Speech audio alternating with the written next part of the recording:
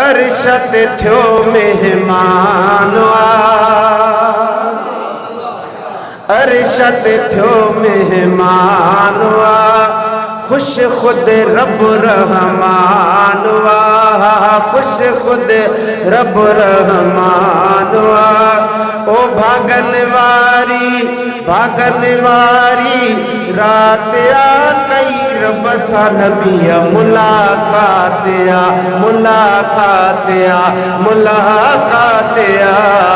अरशद थियो मेहमान खुश खुद रब रहमान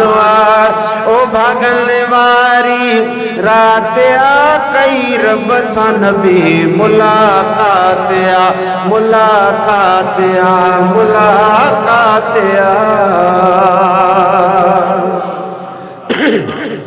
है मीर मदीने वारे ते सलवात पढ़ो खुदा जे प्यारे सुहणे ते सलवात पढ़ो है मीर मदीने वाले ते सलवात पढ़ो खास खुदा जे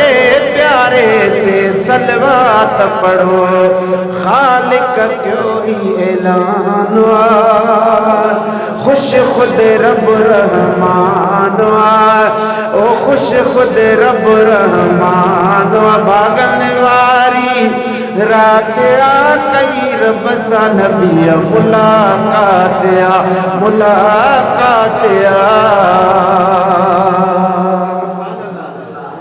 है सब नबी गॾिजी था जंहिंजी सलामी जिन मलाइका हूरो दिल सां ग़ुलामी ॾियनि है सब नबी गॾिजी था जंहिंजी सुहिणा सलामी ॾियनि जिन मलाइका हूरो दिल सां ग़ुलामी ॾियनि आला जंहिंजो रब कयो शान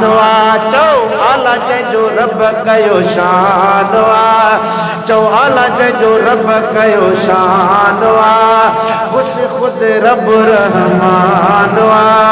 ओ भागन वारी रात आ कई रब सां नबी मुलाकात है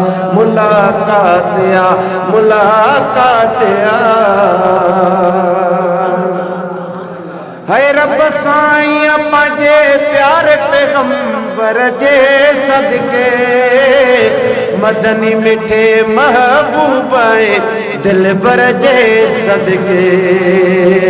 सारो जोड़ियो ही सारो जहान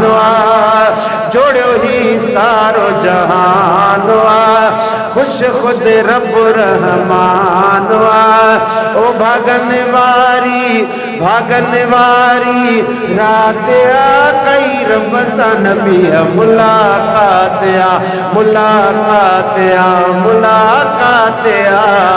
अरशद थियो मेहमान खुश खुद रब रहमान चओ सुभान अल्लाह है करम ते पाक धणिया तमाम कयो मंजूर थी विणे सुहिणे नबीअ जो आशान लिखियो हाणे त चओ सुभान अल्लाह है करम ते पाक धणिया आ तमाम कयो मंजूर थी विणे सुहिणे नबीअ जो आशान कयो मुंहिंजो इहो ईमान अब सभिनि जो तो भरता है वो कंहिंजो ईमान आहे मथे त हथ खणी सुभान अल्लाह चवंदो मुंहिंजो इहो ईमान चओ असांजो इहो ईमान असांजो इहो ईमान